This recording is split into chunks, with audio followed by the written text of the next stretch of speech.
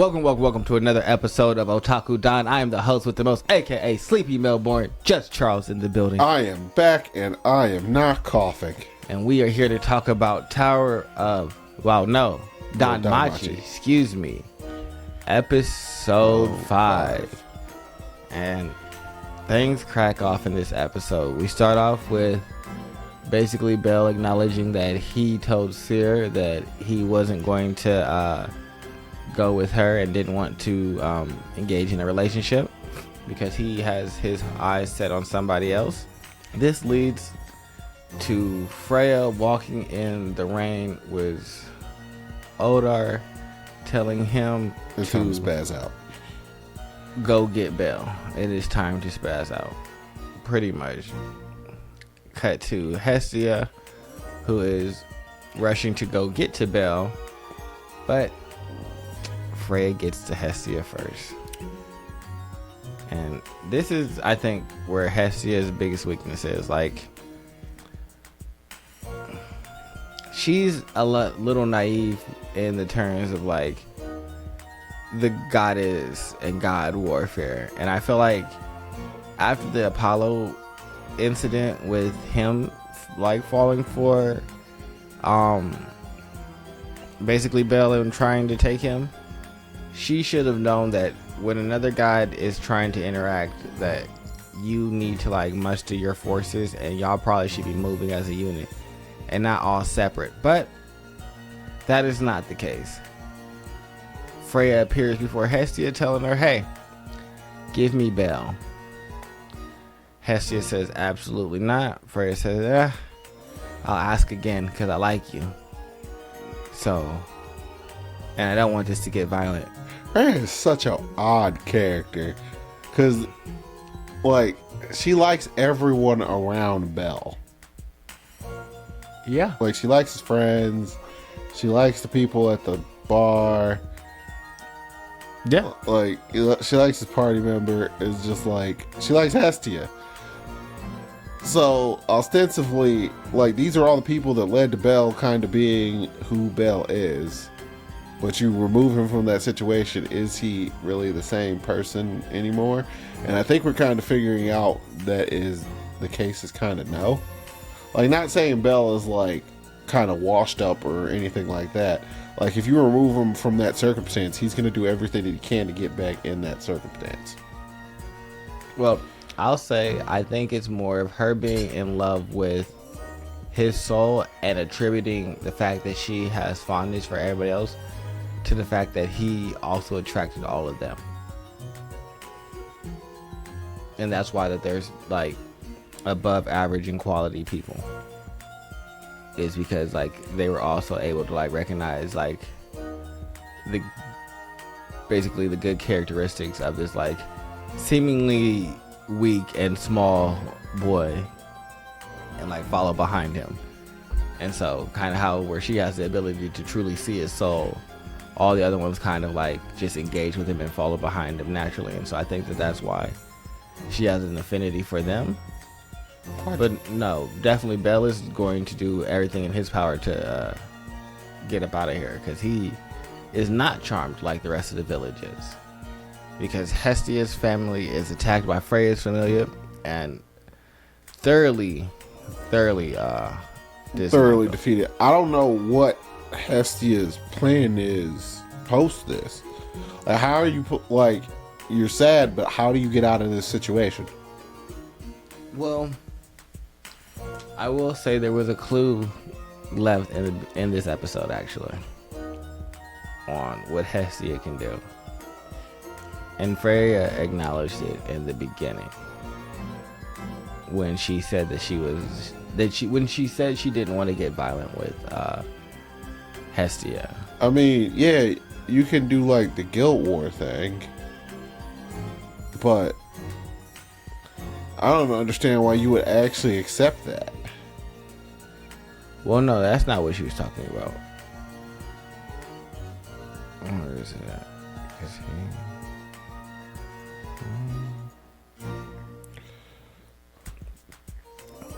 She does the little snuggle. And I also don't understand why the other gods would just sit by and let this happen. Well, I understand her familia is really powerful, but she's not as powerful as everyone else put together. Also, they didn't know she was going to do this. I mean, so right here where where Hestia and Freyr are having this conversation, you're one of the ones I adore. And she's like, the eternal flame of hearth that you preside over is more valuable than any sort of gold. You could even go as far as say that I fear it. I don't want to resort to any violence. So basically, that hearth of fire is Hestia's like trump card. oh, push it together for the hearth and the home.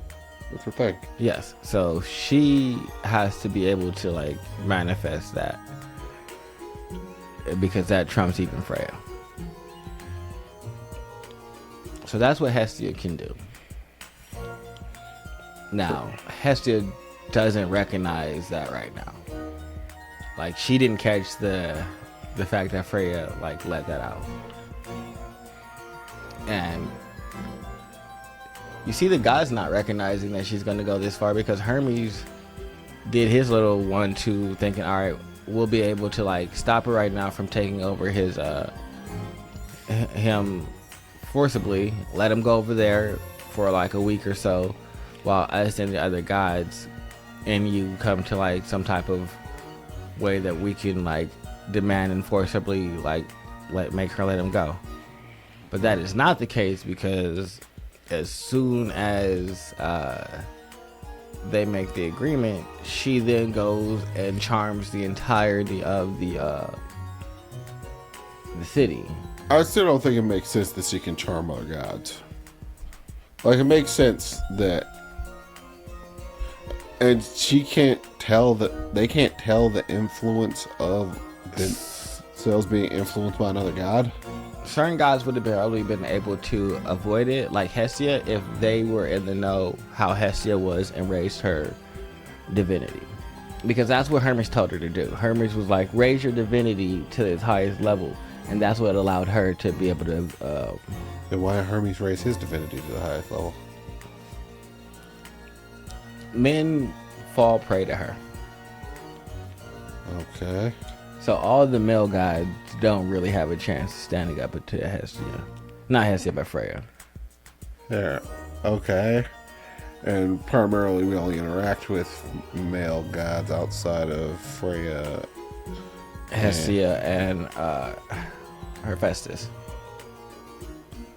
Yeah. I would say Hephaestus. Like. And then there's Loki, but Loki...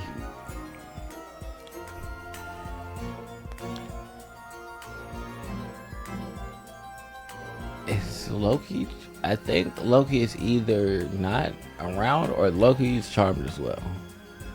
But Loki might be off with her group dungeon exploring, because both of the big ones have to like consistently like be working towards like completing the great task of the town. And so usually one of the factions is like working towards that goal while the other one is in the city. So they might be working towards that and unable to like act right away.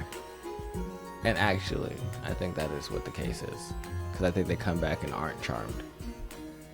But once the whole city is against you, it's like, well, now it's just Loki, Familia, and Hestia, and that's not enough to really do anything. I mean, you could go all out war, but that's not gonna really be the best. So I'm excited to see Belle's time, how they do Belle's time inside of Fullfinger. Being sad. Oh no. Oh no. We will, if they do it right, we will be sad for Belle. But Belle won't have a moment to be sad. So I'm hoping that they get to. What are you gonna try and do? Hyper intensive training or something? Yes. So maybe you get Mega Bell. Yeah, like this shows you, it makes you understand why Freya's Familia is leagues above everybody else's. It's the way that they operate, and it's all because they want to be the one that she loves, so they're all trying to be the best. So there's this like competitive nature inside of the guild where everybody wants to be her like sought after loved one. And so, but they all have no hope of getting it. No. That's kind of sad. That entire dichotomy is real sad. Yeah, she said there's it's just no one's happy. Like, why don't y'all just join the guild because you guys want to be like around me? Nah, love me. Because they love her. I can love you guys inside like the broadest sense of the word, but I can't love you guys how you like. You each individually can't get the love that you guys want to get at this point. So this is only going to end poorly. Because if I pick one of you, then the entire Familia falls apart. Yeah, but she picked one. Someone not in the Familia.